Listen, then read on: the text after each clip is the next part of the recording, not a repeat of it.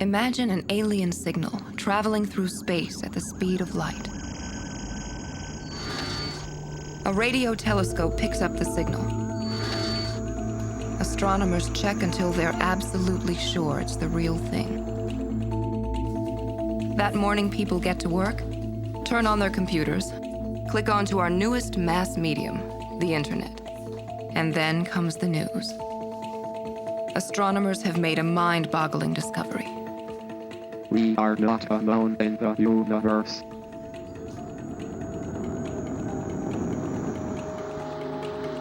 There'll be a tremendous number of people trying to figure out all the information that we can from that signal.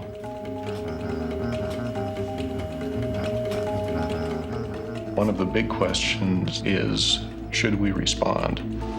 Any civilization we contact will be much more advanced than we are. There are those who feel it will cause a planet-wide inferiority complex. There will be a percentage of people who will become distraught. These people might need a fair amount of support and help to get through the situation. And it could be important because we get information from advanced civilizations. Clearly, that would affect us. I mean, we might short-circuit, 100,000 years of human history and jump into the future thanks to the beneficence of these aliens who want to tell us stuff. I mean, that could happen. The differences between alien intelligence and humans is going to be vast. So vast that I think it fundamentally will change everything.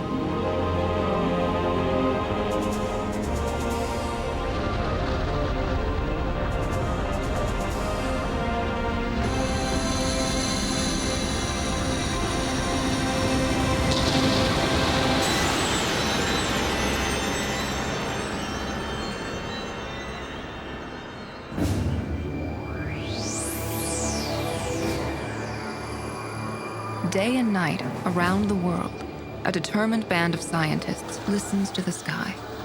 In hope, they seek signals from other worlds, evidence of mysterious alien civilizations. They call their ambitious quest SETI, shorthand for the Search for Extraterrestrial Intelligence.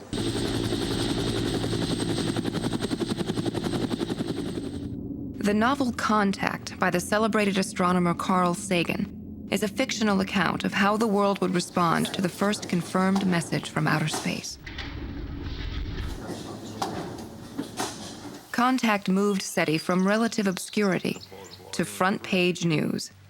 Sagan based the book's central character in part on the real-life Dr. Jill Tarter. She's a principal investigator at the SETI Institute in Mountain View, California.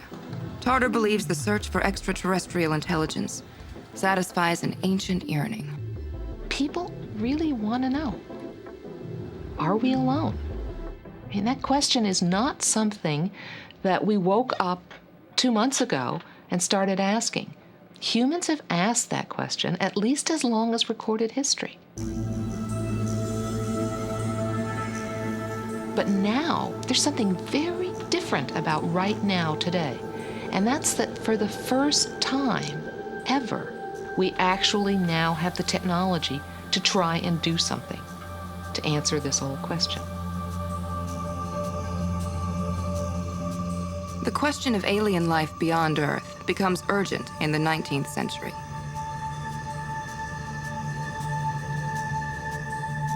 Astronomer Percival Lowell is convinced that on the planet Mars, he has observed an elaborate system of artificially engineered canals. His accounts create a sensation. These were interpreted by Lowell as made by intelligent beings to keep agriculture alive on a dying planet. So we have these civil or agricultural engineers on Mars trying to keep things going. These views became accepted by some people, scoffed at by others, but what the human reaction was in that case was to figure out how we ourselves could signal our presence to the Martians. The means to make contact seemed to arrive with the discovery of electromagnetic radio waves. Nikola Tesla, an eccentric pioneer of electronics, built an enormous transmitter in Colorado and blasted radio static toward Mars. It was 150 feet tall, and was powered by one of his powerful transformers. And when he turned this thing on, people's hair stood on end for miles around. It was spectacular. He sent messages expecting a response, and he thought he got responses. Though convinced he was hearing Martian salutations in return, what Tesla really picked up were a natural phenomenon called whistlers, strange waves produced by electricity in the atmosphere. In 1920, the great Guglielmo Marconi, inventor of the first successful radio, followed Tesla's example and pointed his own receiver at the red planet and heard absolutely nothing. 4 years later, when Mars was in particularly close proximity to Earth, the United States Navy silenced all its radio transmitters in the Pacific for 3 days. They were still hoping, in vain, to detect a cosmic hello from Mars.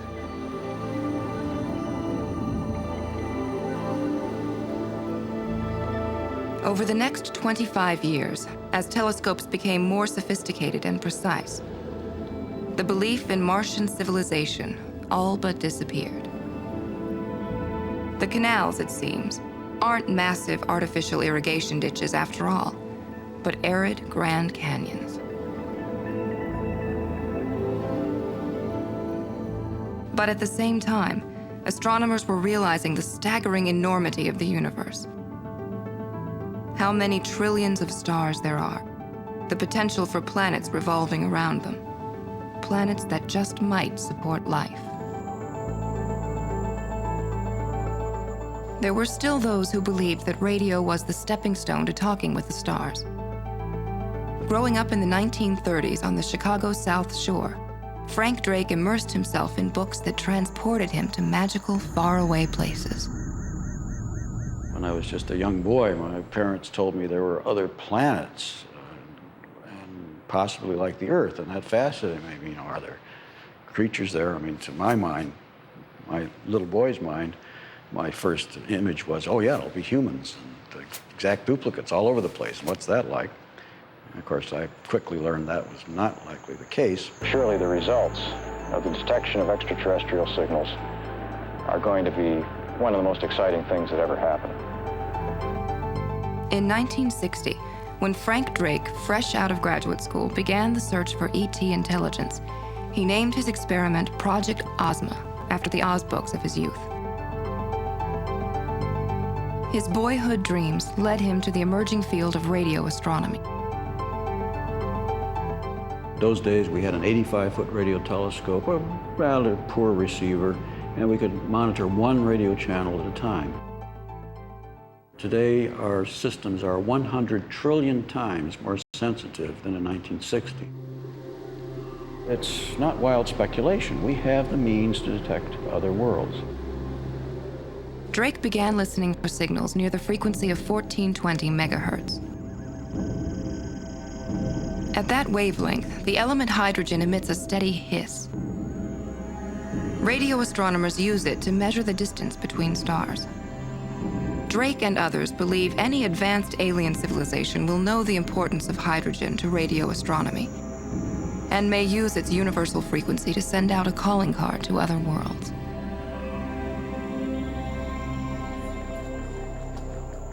Astrophysicist Seth Shostak is the scientist in charge of public programs at the SETI Institute in California. Radio is a very good way to send information around. I mean, the aliens are probably doing all sorts of stuff, but radio is cheap. In other words, for $1 a word's worth of electricity, you can send messages from one star system to the other. We can do that. We can do that. They can certainly do that. Project Ozma ended without a peep from outer space, but it established Frank Drake as the godfather of SETI and encouraged others to join him in his quest for the holy grail of astronomy, proof that other societies populate the universe. The Cold War rivalry between the Soviet Union and the United States ignited a race between the two nations that sent astronauts and cosmonauts hurtling above and beyond the Earth. It also fueled new interest in alien life. After all, many reasoned, If we could take these first tentative steps into the cosmos, advanced civilizations might be able to accomplish even greater feats of interplanetary travel. The space race spurred fierce competition to be the first to receive a signal from another world. Within a few years, Soviet astronomers declared victory. Discovery of a steady signal that indicated a distant alien civilization. Strangely rhythmic radio transmissions, such as never heard before, were coming from a celestial body they designated CTA-102. Everyone's excitement proved premature. What the Russians actually had found was in fact coming from what's called a quasar. They weren't hearing a big hello from the heavens, but natural radio pulses from the nucleus of a young, faraway galaxy. Undaunted, the search for extraterrestrial intelligence plunged ahead. In 1967, British astronomers announced a precisely timed radio signal coming from 4 separate places in the sky. They dubbed them LGM 1 through 4. LGM stood for Little Green Men. Another false alarm. In truth, they had discovered pulsars, dying stars that naturally emit radio pulses. No little green men, but the search was adding constantly to our knowledge of the universe.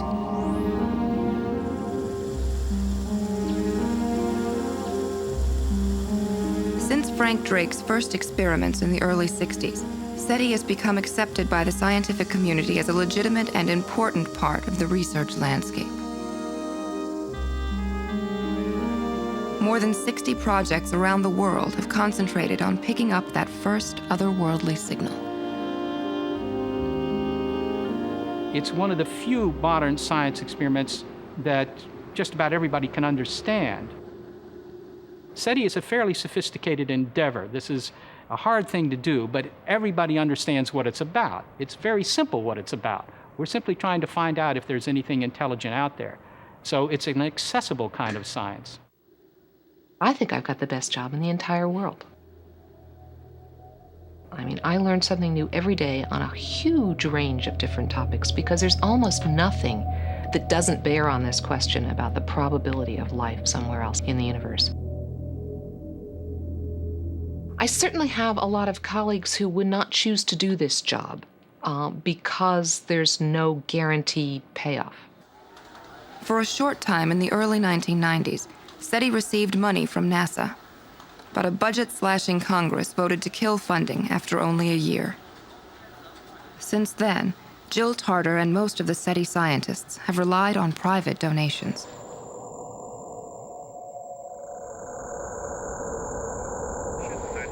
EWA 517, do you want to report a UFO? Over.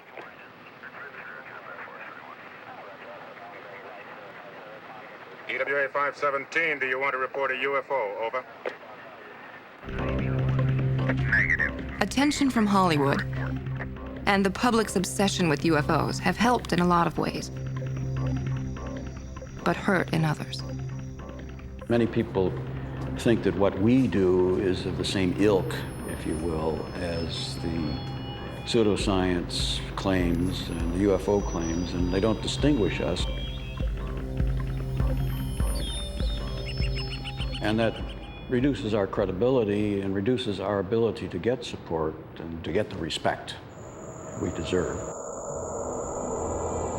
Although much of the public's interest has been fueled by our appetite for science fiction, the search for ET intelligence is real science. Recent discoveries in other areas of astronomy, as well as biology and physics, make the possibility of alien life more likely than ever before. If ET is out there, the odds are better than ever that we'll find him.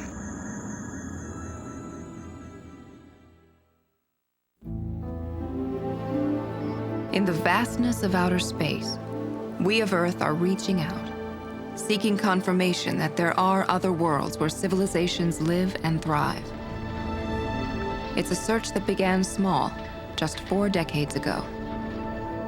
Carl Sagan was one of the earliest and staunchest believers in the quest for ET intelligence. In 1961, Sagan was one of a group of scientists assembled by Dr. Frank Drake to develop a game plan to search for signs of intelligent life in the cosmos. To guide the discussion, Drake ingeniously devised a formula. 4 decades later, it's still known as the Drake equation, a sort of recipe for the probability of intelligent alien life. Those at SETI believe the Drake equation may one day be considered as important as Einstein's E = mc squared. The Drake equation is basically a fabulous way to organize our ignorance. It has no known answer, so it isn't an equation that you can calculate a believable answer. But it does really help us think about the probability of life being somewhere else. It may be a little scary looking, but it's actually rather simple. The Drake equation gives us a number, the number of detectable civilizations in space, which we like to write with a large N.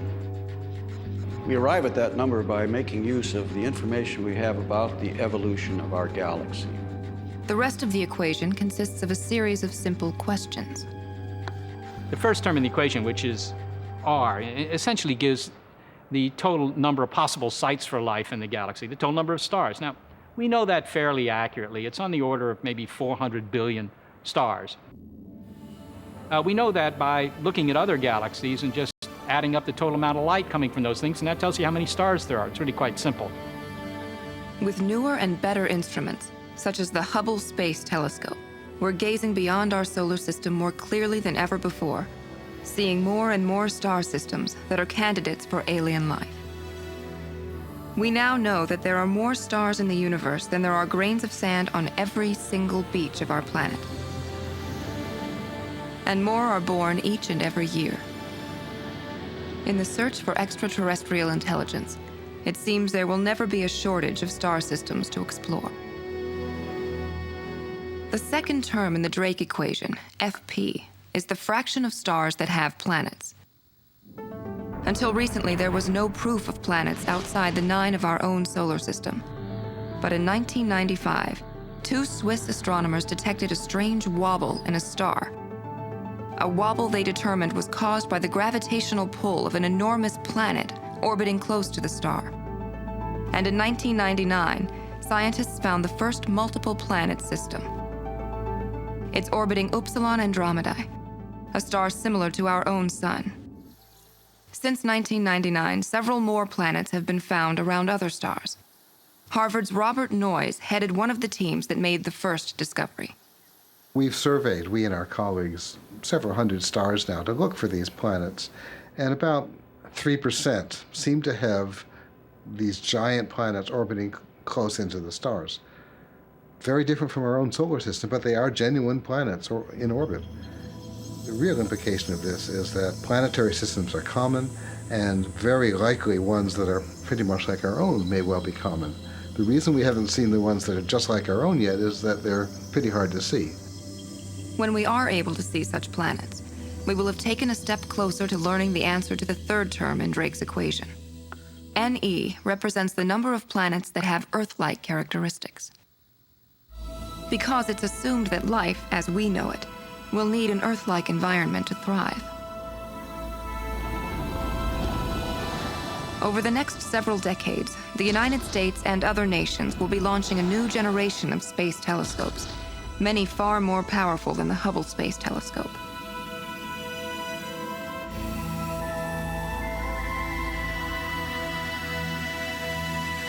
One of them, dubbed the Terrestrial Planet Finder, will specifically seek planets like our own. And the long-term goal, say in 40 years or so, is to actually be able to image an Earth-sized planet around another star out to a distance of about 40 light years. Now, it won't be a really good quality image. You'll be able to see things like continents and clouds and oceans. Certainly nothing like a spy satellite photo. But eventually, this type of capability, using very advanced telescopes, will tell us, in effect, where are the planets that look like they could harbor life or that may currently harbor life. That's the fourth term, FL, fraction of Earth-like worlds with life. Recent findings indicate that, here on planet Earth at least, life began at the very first possible opportunity. Life got started here in a cosmic eye blink. We have a cooling planetary surface and liquid water by about 4 billion years ago. And we've got life at 3.9 billion years. And maybe we can push it back farther. So it looks to me, from an astronomer's, not a biologist's point of view, that life was easy. Scientists know that organic hydrocarbons and amino acids, the building blocks of life, are abundant here. They've been found in meteorites, detected on comets, and in interstellar gas.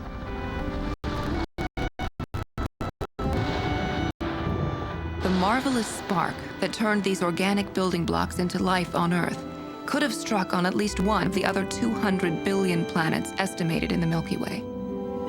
What's more, our preconceived notions as to what's necessary for life are being challenged as never before. The last 20 years have had a remarkable advancement on understanding the conditions that are required for life. We see both in laboratory work and in field work that life can exist in remarkably hostile environments far beyond the normal conditions we see in the rooms around us. And we find life at deep underwater volcanic vents,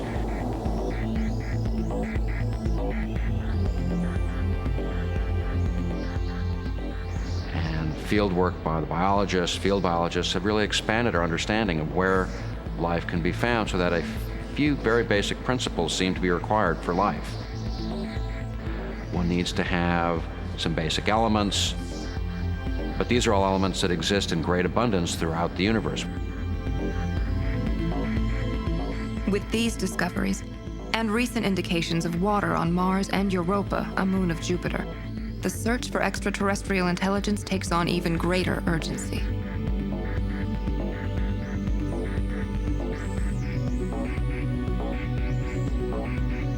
If life can exist in extremes on Earth and in our solar system, the odds in favor of life across the galaxy take a giant leap forward.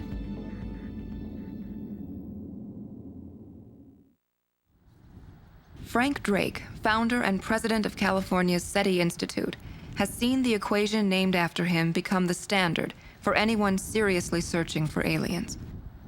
With a handful of letters and symbols, the Drake equation seeks to find the number of planets with intelligent life in our own Milky Way galaxy. Drake's painstaking, objective research has silenced many of the naysayers. It's fair to say that in the astronomical community and in the scientific community at large, it's widely accepted that there's life in outer space, that there's life elsewhere. It seems more and more likely that the answer to the ancient question, are we alone, is a resounding no. The sticking point is whether that life extends beyond the microorganic to creatures intelligent enough to be able, or desire, to drop us a line. That's the next factor in the Drake equation, Fi, the fraction of Earth-like planets that not only develop life, but intelligent life. All right, suppose you have, billions of planets in the galaxy that have life. Now, what fraction of those are going to cook up intelligent life? 100,000. 1 million. And that's really a very contentious point, because a lot of things could have happened here on Earth that would have led evolution in different directions than producing Homo sapiens. I mean, if the dinosaurs hadn't been wiped out 65 million years ago in an accident involving an asteroid, we wouldn't be here today, okay? So maybe there's a lot of real estate with life on it in the galaxy, but most of it is stupid life, and none of it's building radio transmitters. That's something we don't know. It's not clear that evolution will frequently produce intelligent life. And if there is intelligent life out there, do they have the ability, or even the desire, to communicate? That's the next to last factor in the Drake equation, Fc. Actually, I have a very, very pragmatic definition of intelligence, and that's the ability to build a transmitter. because that's the only kind of intelligence that I'm going to be able to find. Only a technology that does something to modify its environment in a way that we can sense over these vast distances is detectable. Talk about the search for extraterrestrial intelligence, but in truth, it's a search for extraterrestrial technology. There's a big catch, though, which forms the final factor in the Drake equation. Capital letter L stands for the longevity of an advanced civilization. Aliens on other planets may rise to a sophisticated level of technology, but that same technology and knowledge can threaten their total destruction. We've seen the potential here on Earth. If intelligent civilizations die off quickly, there's a good chance many have risen and then vanished. Because of the rule out there in the cosmos is, once you get technological, you get dead. You destroy your environment, or you destroy your world with your technology. Then there's no one out there for us to find.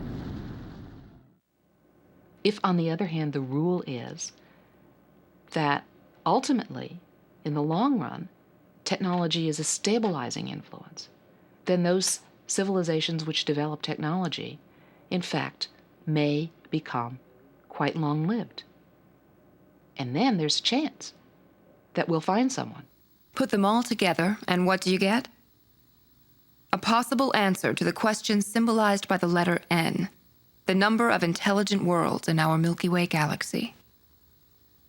When we've completed this multiplication, we then, in fact, have this thing we were after in the first place, which is the number of civilizations.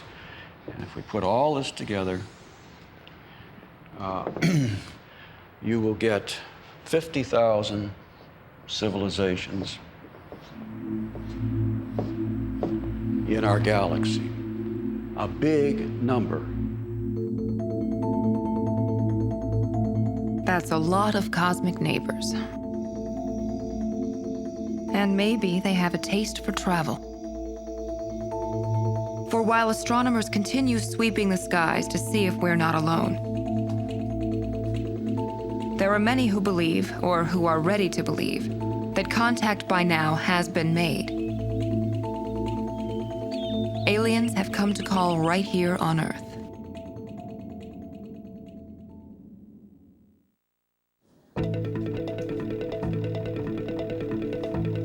An early morning in the future.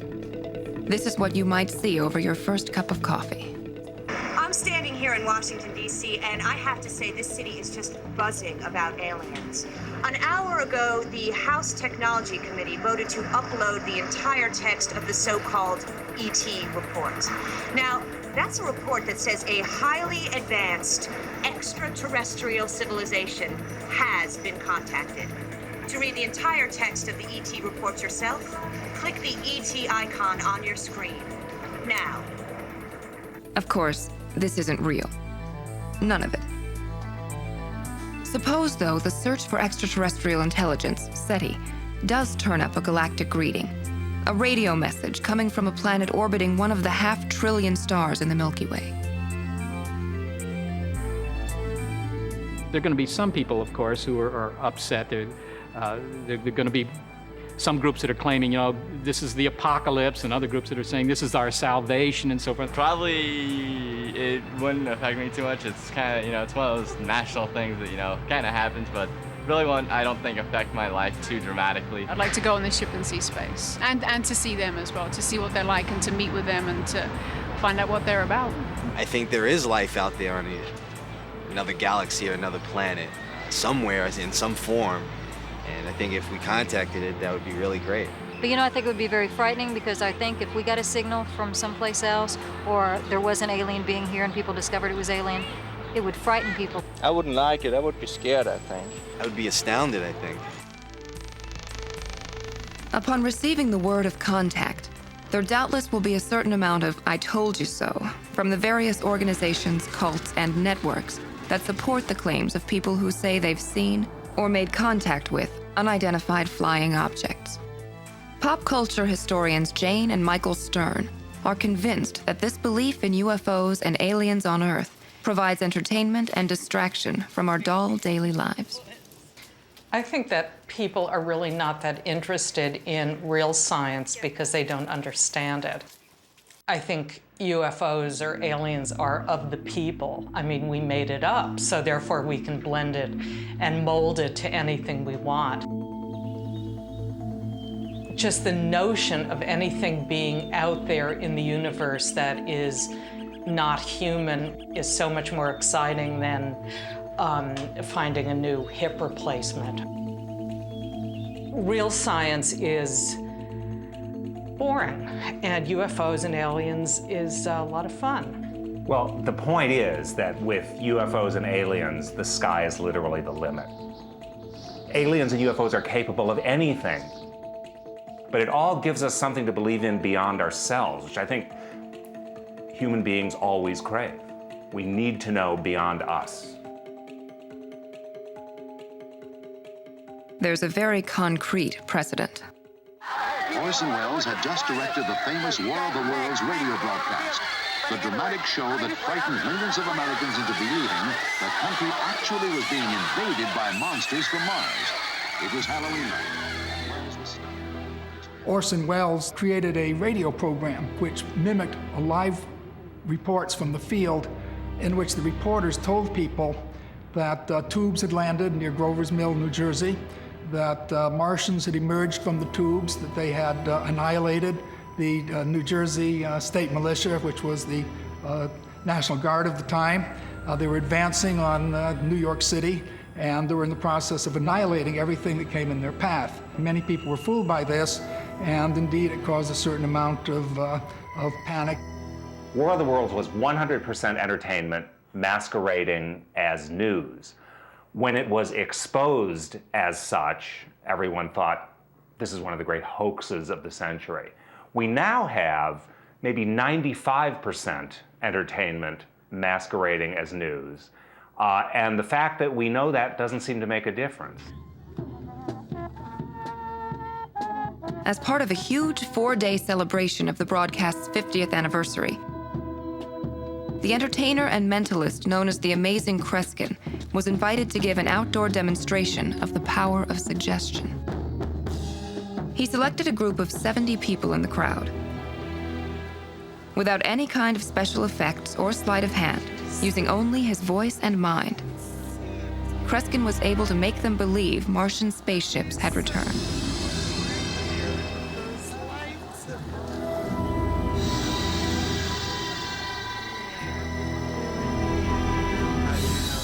I spied one of the subjects on stage. It was a lady in her 80s. And we saw her walk down the steps of the platform. I thought, oh my God, is she going to this UFO she's hallucinating? No. We stopped it in time. She was about to, some 80 years old, grab out of the policeman's belt his revolver and was going to fire point blank at the alien she saw coming at her, which of course were not there. It was just crowds of people that were surrounding. As happened with the 1938 War of the Worlds broadcast, radio invites you to participate actively by supplying your own imaginary pictures to accompany what you're hearing. Like radio, the internet invites you to participate. Surfing the net can be a transfixing experience, pulling you in and leading some people to suspend their disbelief. Outside environment is closed off. There's no distractions around you.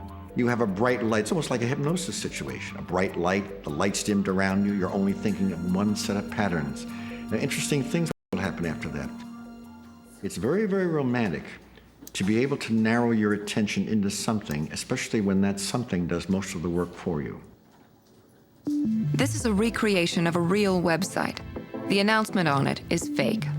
There have been hoaxes. There was a big internet hoax in the fall of 1998 involving a star that we had looked at, EQ Pegasi, that I had written up for an internet site, actually, and some fellow in Britain apparently put on his site that he had used a backyard antenna and had found real signals coming from this thing. That was interesting, too, to find out how even stories that, if you look at them at all critically, don't hold up, still carry a certain amount of weight with a large fraction of the public.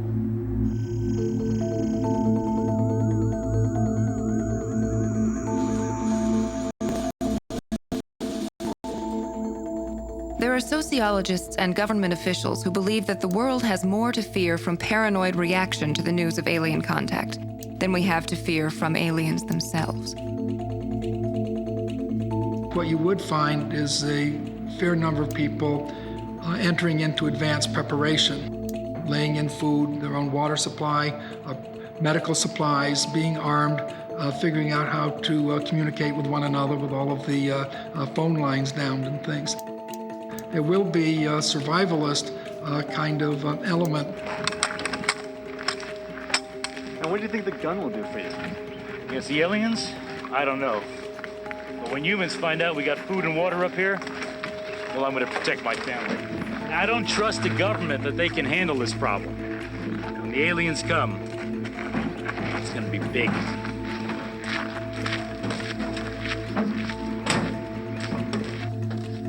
Do keep in mind that there's no danger in picking up a signal.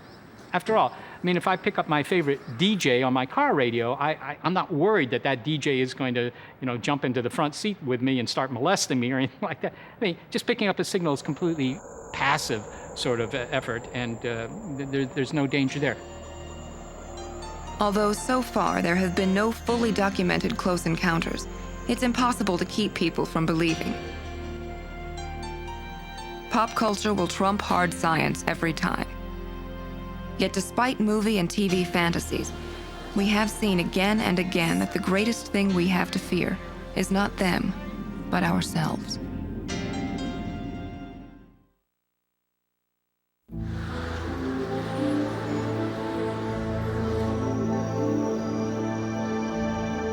Mass media continues to feed and exploit our unending appetite for both science fiction fantasy and the truth about the existence of extraterrestrial intelligence. Now, though, the scientists searching for intelligent life in the universe have become media savvy themselves. There's obviously a really strong interest in the public in the question of whether there is extraterrestrial life. There's a lot of interest in the sort of paranormal aspects of that, like UFOs and crop circles and abductions. And what we're doing is giving people a chance to actually work on the scientific end of the problem. Dave Anderson and his colleagues at the University of California, Berkeley, have enlisted the help of 500,000 volunteer private citizens around the world to help search the heavens for the ultimate hailing signal. They call it SETI at Home. The idea is that if you have a really, really big computer job, it's going to take a lot of computer time. You can either make your computer faster, or you can divide the problem up into pieces that can run on different computers in parallel. It's kind of like having a lot of people working on one problem at the same time. We record the data at the world's largest telescope. And then we break it up into little pieces. Everybody gets a little piece of the sky and a small frequency band to analyze. These small work units, we call them, these little chunks of work that we break up from our data at the telescope, are sent over the internet to people with these screensaver programs. It takes a few days to analyze that data, and then when it's finished analyzing the data, the screensaver automatically sends us the results and gets a new piece of data to analyze.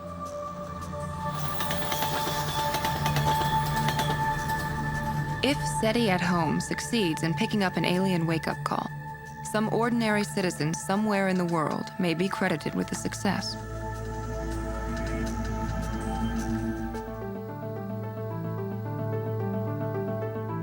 But if you really want to get involved, you can do what Mike Fox and Bob Lash have done. Build a radio telescope all your own. The name of this amateur radio telescope system is BAMBI, which is an acronym for Bob and Mike's Big Investment, and it certainly was a big investment for us. This is an ordinary 8.5-foot satellite antenna dish that normally would be used for satellite TV reception. What's different, though, is what happens once it gets inside the house. There we have no satellite reception equipment at all. It's all entirely designed for SETI work. Right now, in the average home, you probably have more powerful computers than all of NASA combined during the moon landings. And so that gives us a huge advantage and with a very low cost. Anybody who has the technical skills and wants to replicate a system like ours could do it probably in under $5,000.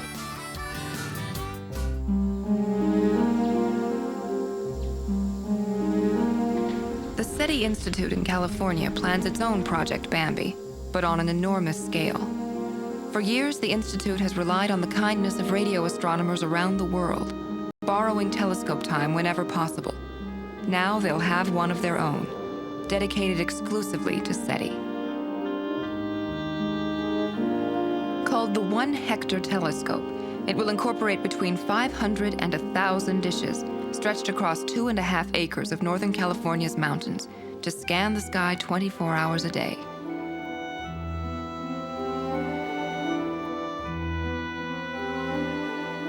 Occasionally we have gotten excited.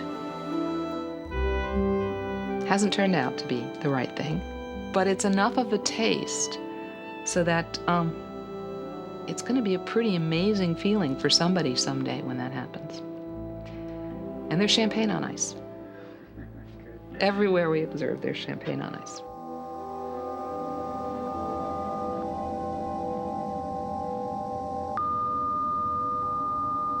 As time passes and conditions become more favorable for success, folks like Jill Tarter, Frank Drake, and Seth Shostak face a dilemma like the proverbial dog chasing a car.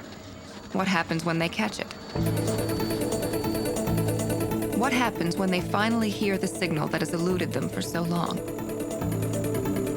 All right, here's the scenario. We picked up this signal, and it's going to take a little bit of time to actually verify it.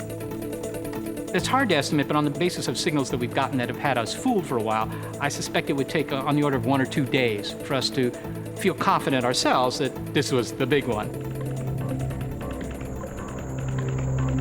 So we have to get an independent group to see if they can verify it with a different telescope and a different set of software, different set of instruments, and so on. If they can independently see this signal, there are ways to make sure it's coming from a long distance and check it out thoroughly. Then an announcement will be made. A highly advanced extraterrestrial civilization has been contacted. We are not alone in the universe. We've signed a voluntary protocol that was drafted by the International Academy of Astronautics and the International Institute of Space Law, which basically says, really check your data before you make an announcement. Don't cry wolf. But then as soon as you're sure, tell everybody. I'm standing here in Washington, D.C., and I have to say this city is just buzzing about aliens. If and when the epic news is revealed to the world, it's impossible to anticipate for sure how we will react. Now, that's a report that says a highly advanced... We can speculate, but the combination of wonder or woe, rapture or rage that will seize our civilization is ultimately unknowable. I don't trust the government that they can handle this problem. When the aliens come, it's going to be big. A lot of the public reaction to detecting a signal from life beyond Earth is going to depend on how readily we can understand what that signal is attempting to say. Now, it could be that there is a lot of information embedded in the signal, and that may take some time to extract from the signal, and then having identified that there is some sort of a message. The difficult process of actually decoding it would begin.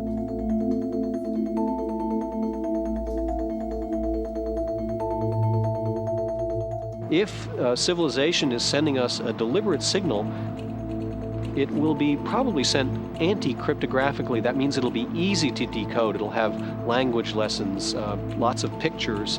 They will make it intentionally easy for us to understand the message. They might send their whole Library of Congress, all their music, their poetry, their literature, their science, their medicine. There could be huge payoffs. And another civilization that's more advanced than us may be in contact with other civilizations, other civilizations in our galaxy. So by getting in contact with just one, we might learn about a whole galactic community of civilizations. We may get the URL to the galactic internet. The other possibility, and I think it's a more likely possibility personally, is that you won't understand it. It would be like, Australopithecus man, picking up a television broadcast, a television signal. He's not going to understand it ever. And we might be in that situation. I can imagine we get these bits and, people spending their lifetimes for hundreds of years trying to figure out what these things mean and never succeeding. That could be the case.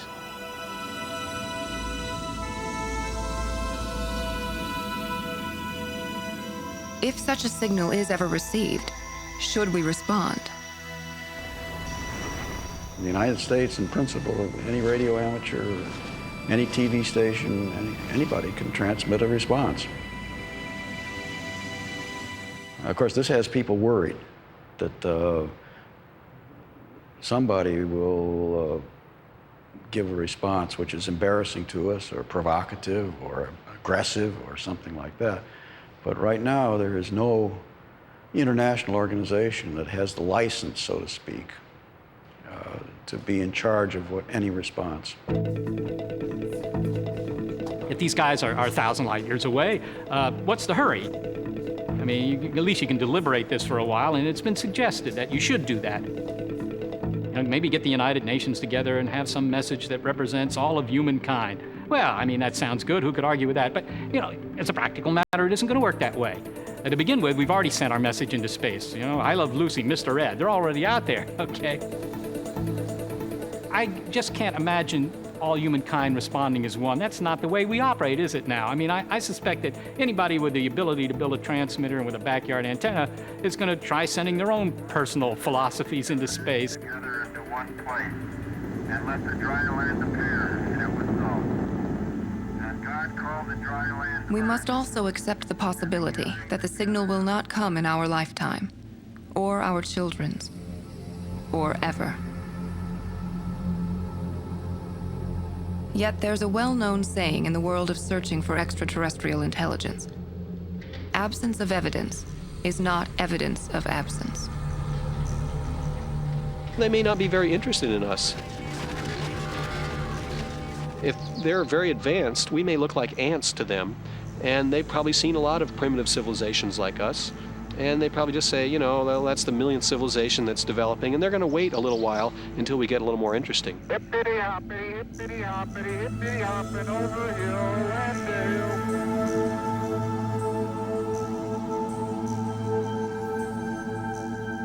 Carl Sagan, the scientist who captivated Americans with the wonders of astronomy, believed the search for ET intelligence was important, whether we ever locked onto a signal or not. If there's a plausible argument that there isn't anybody out there, bearing in mind that we can be wrong, we ought to keep looking, because the question is of the most supreme importance. It calibrates our place in the universe. It tells us who we are. And so it is worthwhile trying to find other civilizations, I would say, no matter what.